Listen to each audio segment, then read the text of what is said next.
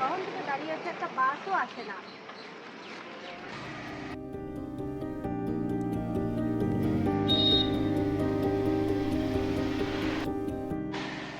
দেখতে পাচ্ছি একটা মেয়ে দাঁড়িয়ে আছে, সবাই কি সুন্দর বসে আছে, একটা সিটও দিচ্ছে না।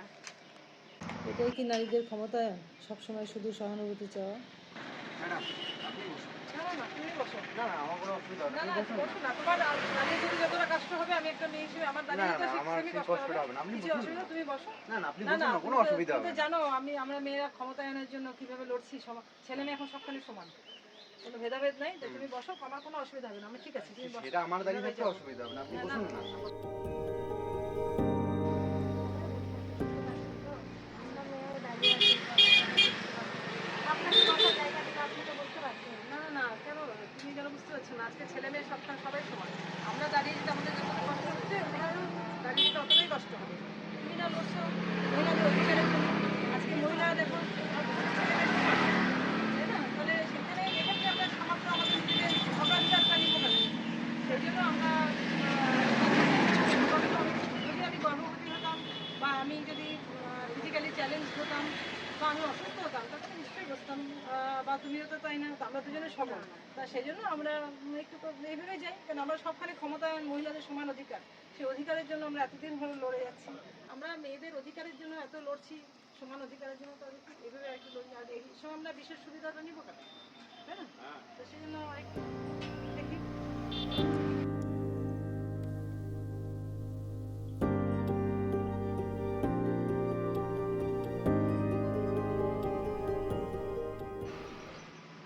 হ্যাঁ, আপনি তো বিষয়টা ঠিকই বলেছেন। আমি তো এইভাবে এই বিষয়টাকে কখনো ভাবিনি, এত গভীরতা দিয়ে এই বিষয়টাকে কখনোই চিন্তা করে উঠতে পারিনি। বিষয়টার মধ্যে এত সুন্দর একটা কথা আপনি আজকে আমাকে বোঝালেন। আমরা কোথাও অগ্রাধিকার নেব না, আমরা সমান সমান, ছেলে মেয়ে সমান, আমরা সেভাবে আমরা এগিয়ে যাবো। আজ আমার বাস চলে এসছে, আমি আসি, টাকা। হ্যাঁ,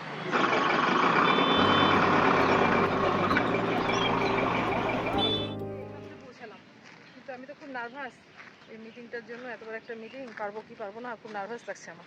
আচ্ছা আচ্ছা, শোনো, ওদের সঙ্গে না কথা হয়েছে আমার। একটু আগেই আমি কথা বলেছি ওদের সঙ্গে। ওরা খুবই আগ্রহী তোমাদের এই ব্যাপারটা, তোমাদের সঙ্গে কাজ করতে ওরা চাইছে। তুমি যাও, কোনো অসুবিধে নেই।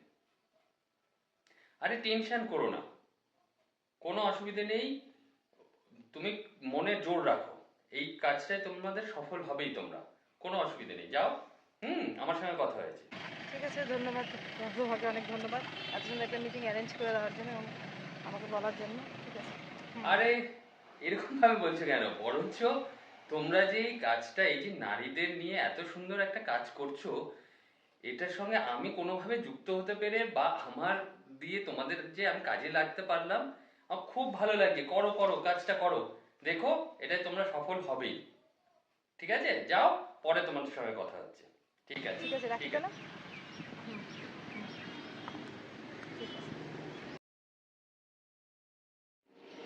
সম্মানীয় বোর্ড সদস্যগণ, আজ আমি আপনাদের সাথে একজন পরিচয় করে দিচ্ছি। উনি হলেন মিসেস ছন্দা চক্রবর্তী। উনি একটি সমাজ কল্যাণমূলক সংস্থা চালান। আজ উনি আমাদের মাঝে এসেছেন একটি নারী উন্নয়নমূলক প্রকল্পের সম্বন্ধে কিছু বলতে। Mrs Chakraborty, please proceed.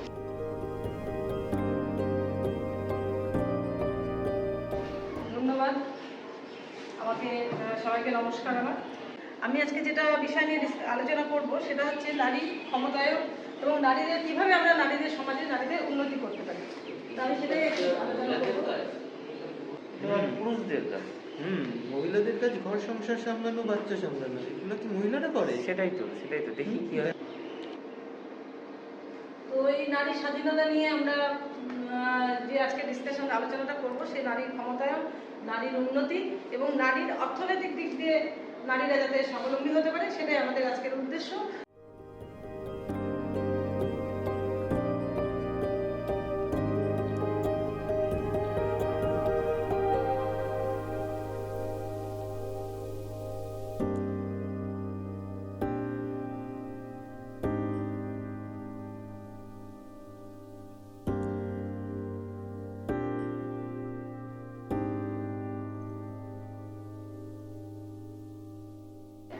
আজ আপনারা দেখতে পাচ্ছেন যে নারীরা প্রতিটা ক্ষেত্রে কতটা এগিয়ে যাচ্ছে, তারা ঘরও সামলাচ্ছে, আবার তারা মহাকাশেও যাচ্ছে এবং প্রতিটি ক্ষেত্রে, সমাজের প্রতিটি ক্ষেত্রে তারা এগিয়ে যাচ্ছে, সেটা আপনারা দেখতেই পাচ্ছেন।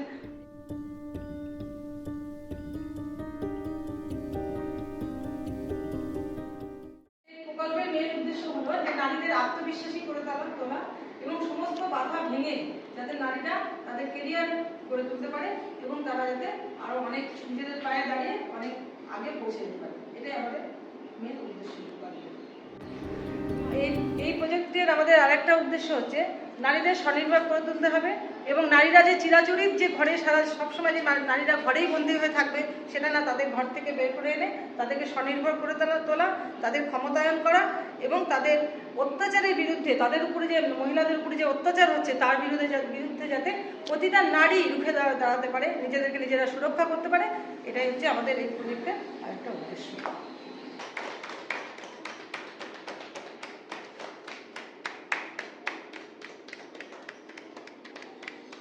অসাধারণ অসাধারণ, দারুণ উদ্যোগ, দারুণ উদ্যোগ। আচ্ছা ম্যাডাম, জিনিসটা বেশ ভালো লাগছে। তো আমরা এই বিষয়টাকে কিভাবে এগিয়ে নিয়ে যেতে পারি? আপনাদের উদ্যোগটা খুব ভালো, কিন্তু আমরা সবাই মিলে এটাকে কিভাবে সমস্ত সমাজের মধ্যে আমরা এটাকে এগিয়ে নিয়ে যেতে পারি সেই ব্যাপারে যদি কিছু বলেন তো খুব ভালো হয়।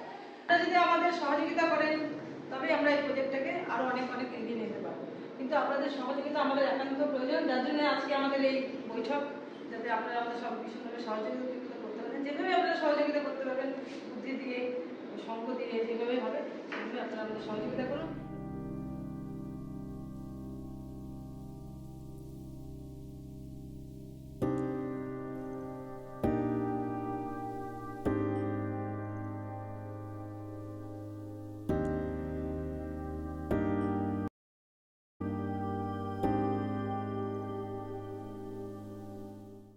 তো কেন আজকে সব আমরা একসাথে এখানে বলছি আগে বলো মিটিং এর কি হলো, তুমি মিটিং এ গেছো, আমরা তিনটে সময় একটু বলো, আমরা জানার খুব ইচ্ছে। আজকে মানে খুশি। তো মিটিংটা খুব ভালো হয়েছে, কমিটি সবাই আমাদের যে সংস্থার যারা আমরা সদস্য ভীষণভাবে ওনারা সহযোগিতা করছে এবং প্রতি পদক্ষেপে আমাদের সঙ্গে খুব ভালো, খুব ভালো। তো তোমরা ছাড়া সম্ভব হতো না, না তোমরা আমার সাথে ছিলা দেখেই আজকে এটা সম্ভব হলো। তুমি আমাদের এত বড় একটা প্রজেক্ট সাকসেসফুলি চলছে, সেটা একমাত্র তোমাদের সহযোগিতা ছাড়া, তোমাদের সহযোগিতা ছাড়া কিছুই হতো না। তো যাই হোক, কমিটির সবাই ছিল প্রজেক্টে। তাহলে আজকে আমাদের কেন এখানে একসাথে আসছিলাম দিদি, একটা ব্যাপার ছিল। হ্যাঁ, এই বিপ্লব ঘোষের বাড়ি যাবে, ওখানে শুনছি নাকি মেয়েটাকে পড়ায় না, ছেলেটাকে পড়ায়, ছেলেটাকে খুব ইম্পর্টেন্স দেয়, মেয়েটাকে দেয় না, মেয়েটাকে আগে ঘরের কাজকর্ম করায়। আচ্ছা, আমরা যেগুলো জানি এটা আগে কিছু বলবো না, সেটাই। আমরা কথা বলি। যাই আমরা সবাই মিলে বুঝিয়ে দেখি, যদি কিছু কাজ হয় আমাদের। চলো দেখি, চলো দেখি, চলো। ভাই যাবা?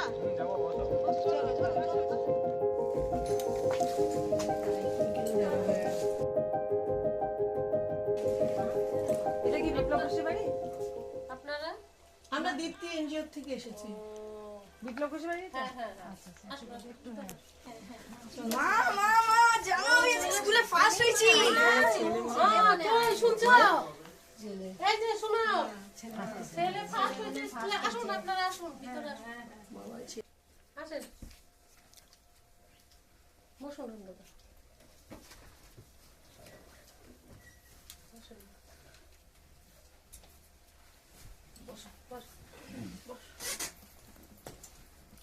নমস্কার।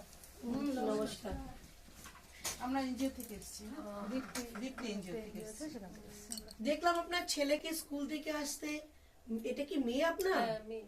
ওকে স্কুলে পাঠান না?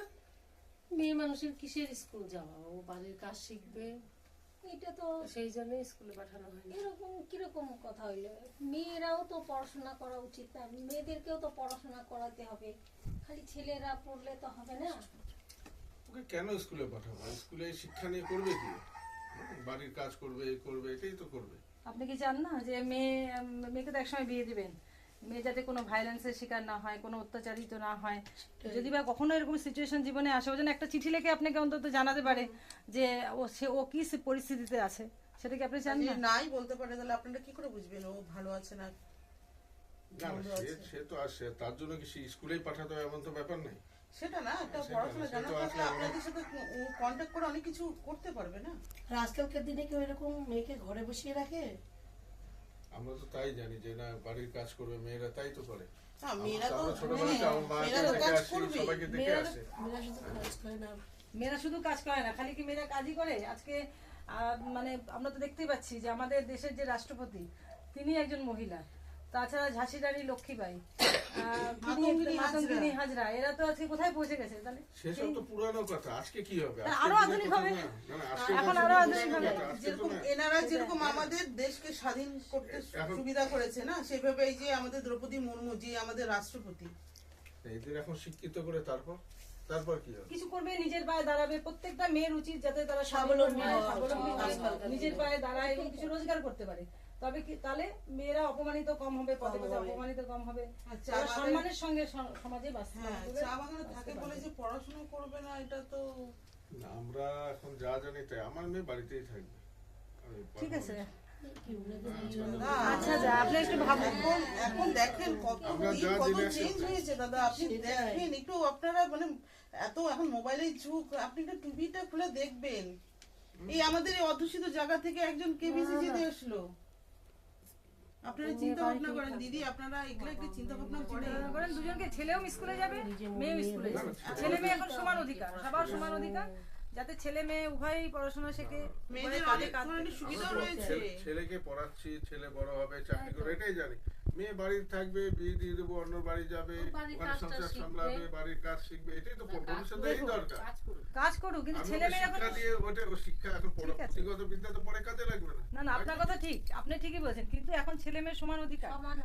এখন চাকরি ক্ষেত্রে বলেন, সবকিছু প্রতিটা ক্ষেত্রে ছেলে মেয়ের সমান অধিকার। তাহলে আপনি কেন আপনার মেয়েকে এত পিছিয়ে পিছিয়ে রাখবেন, তাই না? আর হচ্ছে মেয়েরাও তো চাকরি করতে পারে। করছে, আপনি হ্যাঁ। দেখতে তার মানে পারবেন, আপনার ছেলে মেয়েকে মেয়ে সমান দেখতে আপনারা পারবেন। ভালোবাসেন না?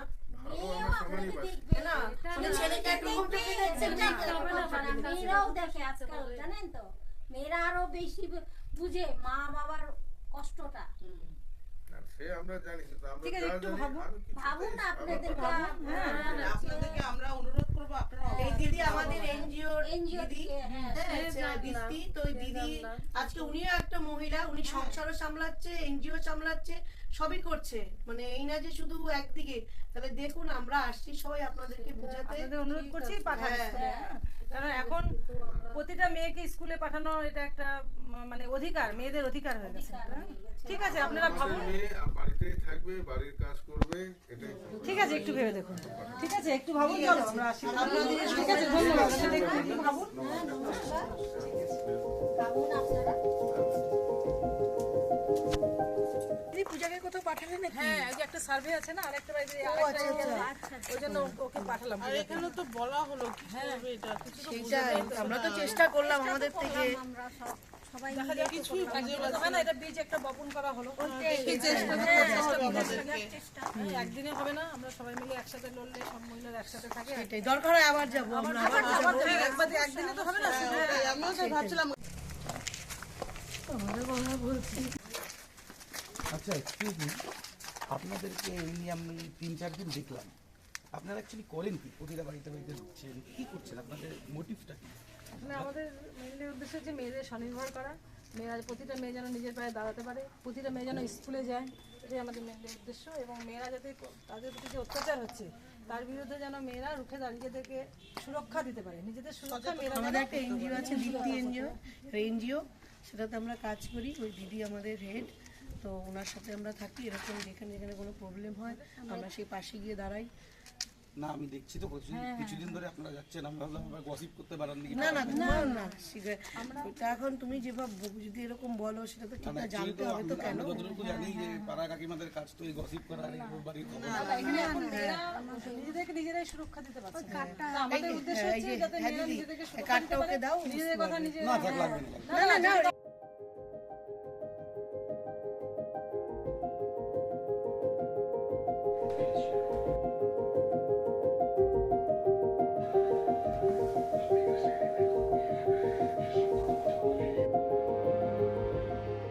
দাদা, আমাকে বাঁচা, আমি এখানে ফেসে গেছি, আমার খুব ভয় করছে।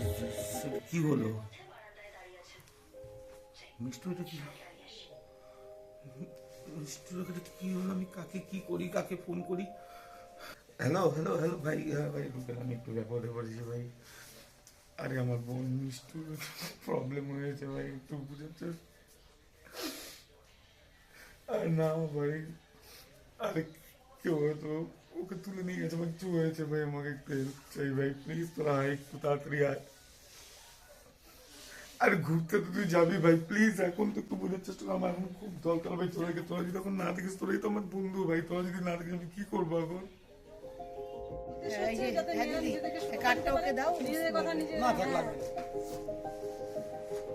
আমরা সংকটজনক পরিস্থিতি থেকেও এটাই সকলকে এটাই তো উদ্ধার করি, বলছিলাম। বিশেষ করে মেয়েদের।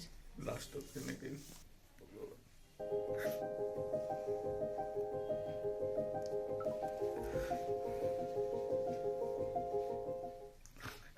হ্যালো দীপ্তি এনজিও, আমি অর্ক দাস বলছি। অ্যাকচুয়ালি আমার বোন খুব বিপদে আছে, আমার আপনাদের সাহায্যের খুব দরকার।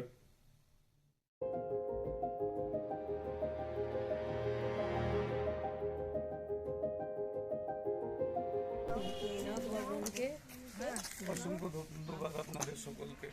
আজ আপনার জন্যই আমি আমার বোনকে ফিরে পেলাম। আমি তো সব আশাই হেরে ফেলেছিলাম। আপনাদের জন্য চিন্তা করবে না, সব ঠিকঠাক হয়ে গেছে। তুমিও তোমার জীবনে অনেক কিছু হতেই পারে, জীবনে তো ঠিক আছে।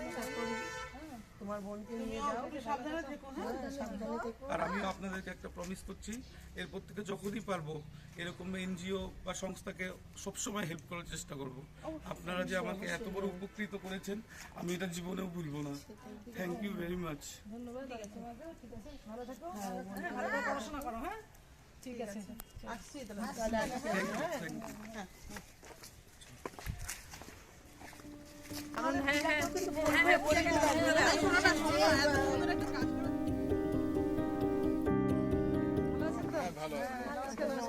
ভালো আছেন তো?